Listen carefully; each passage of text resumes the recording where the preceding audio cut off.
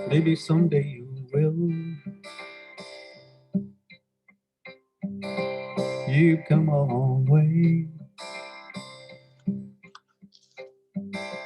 Hasn't always been easy.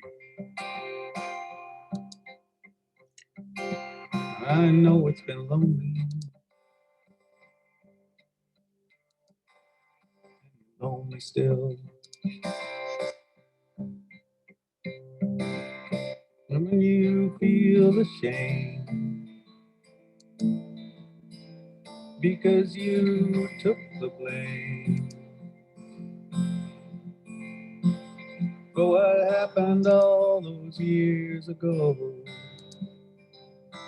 I just wanted you to know you were still small when you took the fall. You were only doing what you were taught, and it wasn't your fault. It's a mystery to me how people deny, sometimes won't see what's in front of their eyes. All you needed was love and a little protection. Why were they looking in the other direction when you needed someone to save the day? The rescue party lost its way,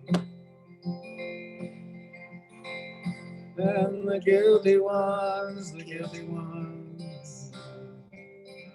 they never got caught. And they showed you how to keep your mouth shut. Something should never be taught, and it wasn't your fault.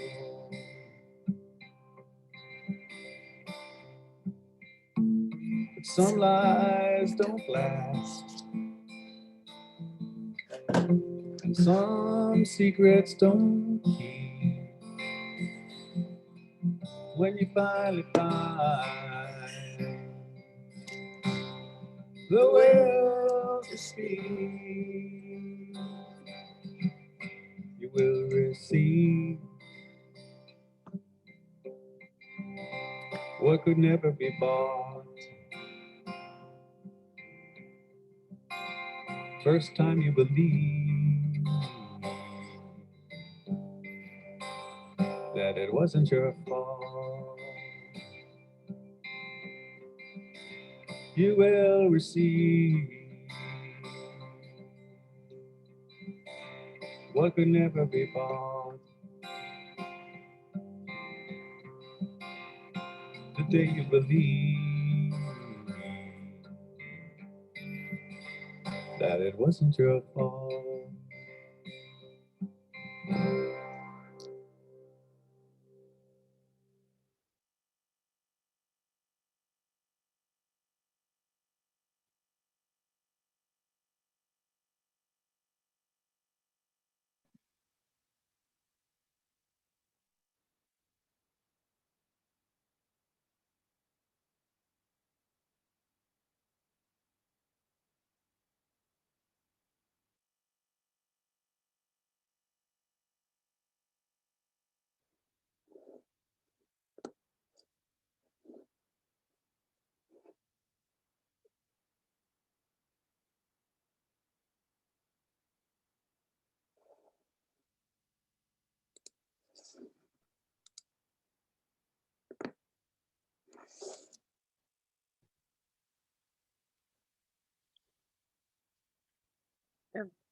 Very powerful. Thank you, Donna and Suzanne. What we are going to do now is lead into our Q&A. And I have pinned and spotlighted Donna and Suzanne. So if you want to unmute, feel free to do that. If you would like to just drop your questions into the chat box, you may also feel free to do that, whichever way that you're comfortable. And then we'll go ahead and get started.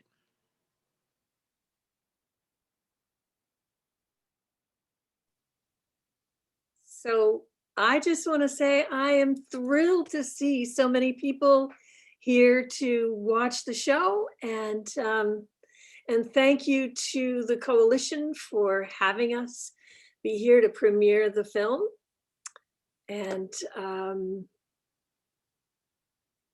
I'm being asked, is there a place online we can view your whole play, Donna? No, there isn't. But if anybody wants to have the play in their region when we can do it live, I'd love to hear from you, because I'll do it wherever anybody lets me. That play is a great experience. You saw the snippets of it, but the whole arc of the story, and it's very, very powerful. Very powerful. Donna does a great job. She worked hard on that play. Thank you, Suzanne. She worked hard on the book too. Yeah. We'd love to hear if anybody has any questions or comments. Just open up and say so. I just want to ditto what Suzanne said, because I had read your book, as you know, Yeah. and I had some of that trepidation before reading it. As a survivor, I was kind of nervous about reading it and what it would open up for me. And so I thought, when I hosted your play, I had figured I had already processed my feelings through the book and all the wonderful, like you said, all the healing that it brings out. And the play was a whole nother level of healing for me. It was so powerful. And I still cried today during this webinar, but I'm at least able to show my face, unlike at the end of the play when I was a little bit hiding out. My friend Chris was with me, and I think that was part of it, because we were both survivors, and I just kept thinking about how much as kids we didn't know that each other had journeyed those parallel paths, and until we were adults. And we're part of each other's chosen family. And I just want to thank you for validating so many of our stories, Donna, in your own, with sharing of your own and opening the door. You're very welcome, Chris. Thank you. I will say, Donna's understanding that a non-survivor's voice can add a lot to the story, which, when she first brought that idea to me, I felt kind of like, well, I don't deserve to be part of your story. I mean, I didn't go through, the whole thing about not feeling that I'd suffered enough, or that whole thing, but the experience, and Donna can attest to this, the dialogues that we've done in person with a bunch of people, whether she's read part of the book or done part of the play, it's really meant a lot to the survivors to have that non-survivor's voice in the room, which, I felt it was such a gift to get that perspective from a group of survivors. And, I think the more, if you knew as a non-survivor that you could be that gift to a survivor just by listening, even if you forget about it. I mean, all the wrong, the missteps or whatever, which you'll have. Yeah, it's obviously deepened our friendship in a meaningful way. But I think more importantly for survivors maybe feel like welcoming that in. Mm. Donna's a very persuasive person. She has an idea, she doesn't let go. She grabs it, goes out and grabs it basically. So she saw all of this in the invitation to me, but I don't know that many survivors would have the same, recognition. Anyway, it's been great. I want to say that so Karen is asking in the chat how my mother's role shaped my healing journey, which is a really interesting question. I've never quite had that posed that way. And I will say, well, the role my mother played in my experience was, well, she was a very loving person, but she also didn't protect me from what happened. And in terms of my own healing journey, I thought I had done all the work I needed to do at dealing with the father issue. And then after I went to incest camp, I had to finally look at the truth that my mother hadn't protected me. And that was like a whole other piece of the journey of coming to grips with that. And that was quite a shock, just when I thought I was done, I wasn't done. So anyway, but Karen, thanks for asking that question. Anybody else have anything to say, share, ask, whatever? Donna, could Hi, Donna. Julia, Okay, yay, fine. hello. somebody else spoke too, but I've had the privilege to be alongside you for 42 years in this journey. And I have to tell you what a beautiful addition this documentary is to all your work, pulling all the pieces together, Donna and Suzanne, just to see that beautiful dialogue. There's such an invitation here to, want to see your play again and reread your book. And as a non-survivor and a bystander friend, I don't know if that's the right word, bystander. That's a fine word, dear. To be alongside you as a witness in this journey, it just awakens the opportunity to speak more of this, to reach out and to carry this flag. And I just want to thank you for the beautiful work you did here today. Oh, thank you, Julia. Thanks so much. Who else? Hi. I Hi, was Kathy. wondering, thank you very much. This was very, very powerful. I was wondering, did your mother, and maybe I missed this, but was she aware of the sexual abuse, and did you ever get to speak to her about any of it? My brother was the one who figured it out, so to speak, and he came to my mother with the claim. And so we had an initial talk about it. It was over the phone. It was crazy. She said, your brother told me something. I have to ask you, did your father, she could barely get the word out, molest you? And I took a real deep breath because, this was not the way I wanted to disclose to my mother. But I just said on the phone, yes, Mom, that is true. And she just wailed. She wailed and wailed. And I think we had 1 or 2 conversations about it afterwards, where she, I don't know how long I want to tell this story. Well, I'll just tell it. I'm starting already. My brother decided that my father should be confronted because he had to admit it before he died and went to hell. And of course, my father denied it. And so my mother decided, since my father had been alcoholic and had a lot of those blackout times, as she called them, that she believed the both of us because she would think I would never lie about such a thing. So she decided she believed the both of us. And that was probably the last real, any kind of exchange she and I had. And she lived another, I don't know, few years after that. No, whoa, what am I thinking? She lived another 15 years after that, which were a tough bunch of years for me because I went from loving her madly to being mad as hell at her. And I had to work on all that, like I said before. But I don't know if I give too long an answer there, but No, that was the very good. story. Thank you. Okay. Any other questions or reflections, or don't be shy.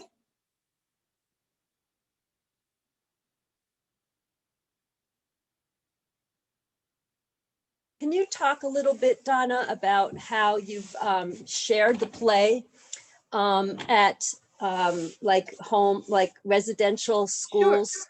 Sure. And maybe even in prisons? I'm not sure if you've Yep. done it in any prisons, but thank you. Hysterically, the very first time, well, the first time I did a reading without John was at a conference for therapists who work with abusers. And a woman in the audience got up and yelled, "You must come to my organization. We need you." And this was the clinical director of a place called the Stetson School for Boys, which is actually a residential place. They can't really leave. And they all were juvenile offenders of sexual abuse. And I was like, oh, okay. It was quite a shock. And John and I had just been preparing to work together. We'd just done our first sort of work in progress performance for a bunch of friends. And one of the guys stood up and said, "John, what are you doing in July? She got invited to the boys. You got to go with her. You're ready." And I looked at him and I said, "You ready?" So our first performance together was in a gymnasium filled with 100 boys from ages 20 down to 8. And they were all sitting on the floor and we performed for them. And we actually did that 7 years in a row. It was quite an experience. And in fact, next month, as part of this process, I'm going to be doing a workshop with clinicians and advocates who want to hear about, I have a film that we took of the clinicians at the Stetson School about what the effect was of having my play there. What was the effect for the kids, the boys. It was a powerful thing. I've also performed at a girls' prison that was, I don't know if I can talk about it. It was one of the most powerful performances for me. I felt like I had found my tribe because practically 98% of them were survivors. So, and I've done the performance for, different conferences and some colleges and a few community organizations. So yeah, thanks for asking. Anything else? I have another question. Kathy? I know that, performing this, and I'm sure you always get people coming up to you afterwards who Always, are survivors. always. So how do you, take care of yourself through listening to all those stories? Well, I have my family of choice, but I also have what I call my posse. And these are women and a couple men who've been close to me, who are very good at holding whatever pain I have to fluff off after or before I do my work. And I keep them very up close and personal. Plus I have a great friend in my husband. He's a great guy and he's very supportive, and I live in a beautiful place in the middle of a bunch of trees. So I go to nature a lot to restore myself. I do yoga, journaling, meditation. You can read all about it in the book.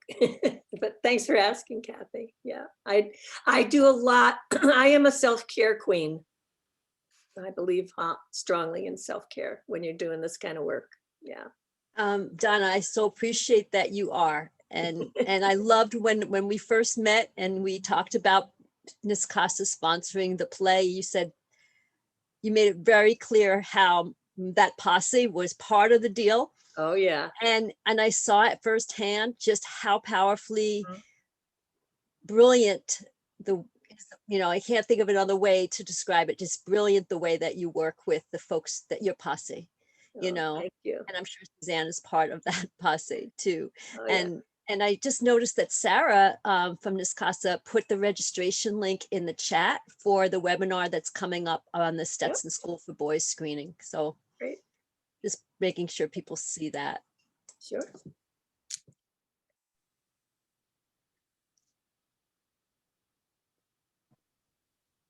I invite you, if anybody's got a question for a professional ally, Suzanne's right here and she'd be happy to answer any questions you have. Well, I will share that before I knew Donna and I first connected around some strategic planning that she was doing for an organization that I led, and within, a few months of knowing her, I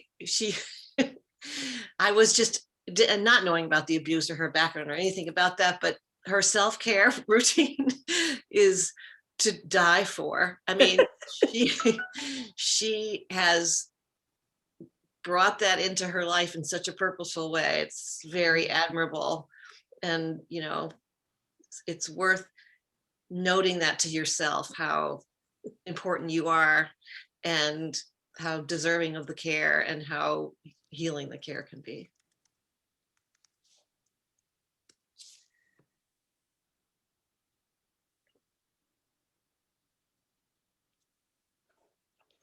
So we have Donna and Suzanne with us for approximately about 10 more minutes. So if anyone had any other feedback, comments, questions, there's you got a lot of compliments in the chat, Donna and Suzanne. Yeah, I see. You recognize that. Thank you. And Chris did point out of the next event that Donna will be with us, which is in June. The 16th, I do believe. And Sarah put the registration link in there for that. And I am going to put in for everyone, how you can get my book if you're so inclined.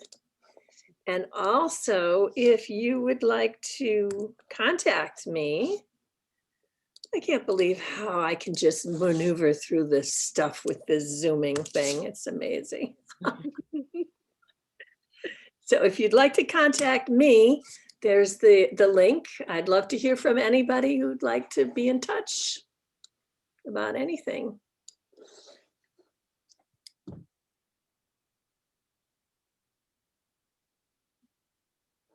I'd just like to acknowledge Russ Piotr, Oh, who's yes.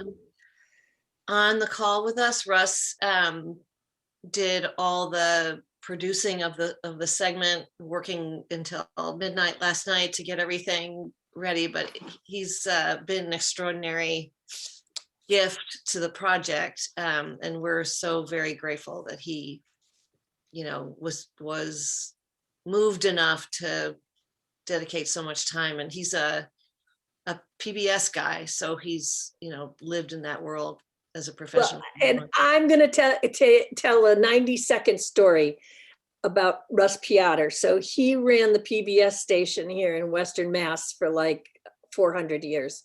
And then he retired.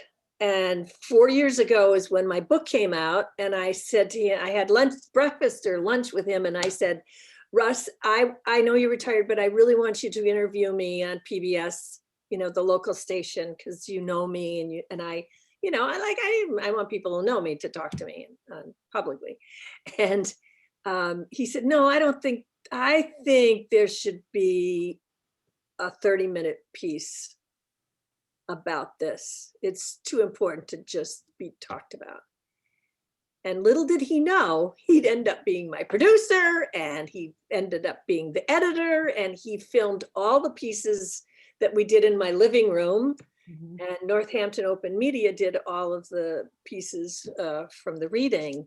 So he's just been remarkable. And I know he wants me to shut up now, but I love him dearly. And he's been a great help to make this a perfectly wonderful thing.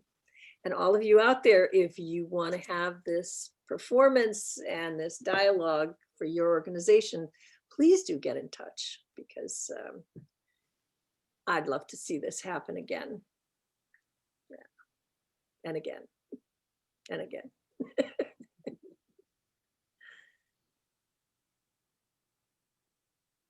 Yes, we have a lot to read.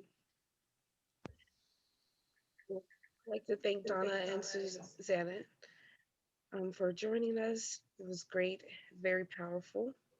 And if we don't have any questions or concerns, we'll go ahead and close out. Caprice, I did see you unmute earlier. Do you? Yeah, Yeah. I just am so grateful to you, Donna and Suzanne, for having this dialogue with us. And I'm a survivor too. I feel the desire to just say that. And it's wonderful to have non-survivors here witnessing survivors, and we witness you too. Because sexual trauma and physical trauma is not the only kind of trauma there is. Yeah. But I really appreciated that you got graphic with us, Donna, about your dad. I just want to thank you for that, because it just brought it home more viscerally. And I think that's so hard to do. It's easier to say I'm a survivor, obviously, than it is to go into the level of detail that you went into. And I mean, you talked about his penis and his erection, and I was just really grateful about that. And I just wondered, for the non-survivors that are here today, I was just wondering what that's like to hear that level of detail. And also for you, Donna, what's it like when you bring that level of detail? Well, let me see if any allies want to say anything before I jump ahead. Thank you, Caprice. So glad you're here. Me too. Yes, yes.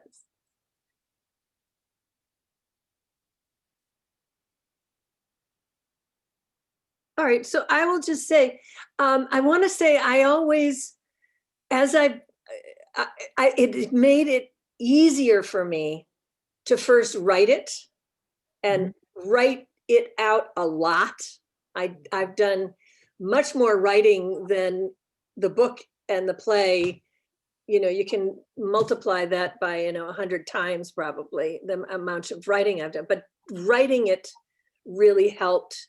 Practicing it really helped, and putting it in an art form really helped. That it's part of a piece of creativity, which is very different from, I probably wouldn't do that as I'm sitting on a panel at a conference, with talking heads kind of thing. It fits me to do it in an art form, much more so.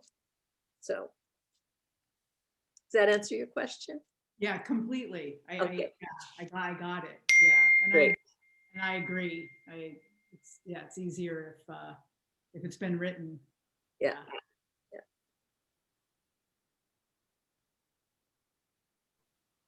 Julia, do you want to say something? Yes, I do. It just I thought so. I love that. See that face. I wanted to just mention John's song. Oh, yes. I mean, the fact that you put music in your play was just so exquisite, really, that added so much, I think a whole nother dimensionality, a new sense when you were doing your play, that it just allowed you to go to another place of understanding and acceptance and be with the material. Right. And then today, to read the words again, I was just like, oh my God. I mean, I know the song, I've heard the song, I love the song, but to read the words, and it was just so inviting and crisp and clear and loving. And anybody that was in any part of the spectrum of trauma can read that and feel assuaged somehow. And I just wanted to comment on that and the beauty of that, and what an exquisite piece of work that is. Yes, yes. And just two quick things I want to say about that. We were working together for probably 2 years before he wrote that song. And yeah, he had one song that he wrote early on that opens the play a way through. But I had said to him, you know, Pete Seeger played a song for Martin Luther King. Dang, it's out of my mind now what the song was. I think it's We Shall Overcome. And evidently Pete left and Martin said, that song, we got to play that song more. That's a good song. And it became one of the anthems for the civil rights movement. And I told this to John and I said, no pressure, but I'd really like a song that would fit, you know, becoming a survivor and, you know, whatever you hear, you know, in the play. And that's what he wrote. So, and it's an amazing song. I just want to say one other thing. The closing of the film, I don't know if you notice, but Russ put the filming of a sunrise behind the lyrics. And it's just fabulous. I love that. So now we're done with time. I'm sorry. I'll shut up. No, you're perfectly fine. Donna. You're perfectly Okay. fine. That's okay. I'm done telling the story. That's good. So if we didn't have any other questions or concerns, or feel free to reach out to us. If you didn't grab Donna's contact information, feel free to reach out to us and we will gladly share that with you. And thank you all for joining us today. And I hope everyone has a great rest of your evening. Thank you for the invitation. You're welcome. Thank you. Bye-bye, everyone. Thanks for coming. Bye.